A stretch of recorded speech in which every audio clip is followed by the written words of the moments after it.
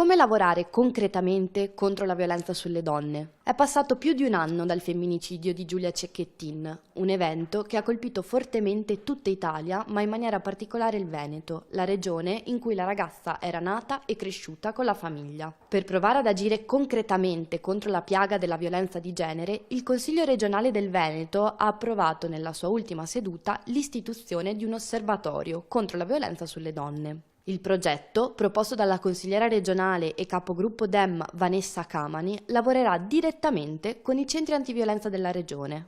Che studi, approfondisca, analizza il fenomeno connesso alla violenza contro le donne. L'osservatorio sarà composto da 5 persone di comprovata esperienza nell'ambito delle politiche di genere e sarà presieduto come incarico onorario da Gino Cecchettin, una proposta, una richiesta che sempre all'unanimità abbiamo avanzato al padre di Giulia, la vittima di uno dei femminicidi più drammatici che ha travolto la nostra regione giusto un anno fa. Riteniamo questo un traguardo fondamentale, raggiunto certamente dal Partito Democratico, ma devo dire da tutto il Consiglio della Regione del Veneto.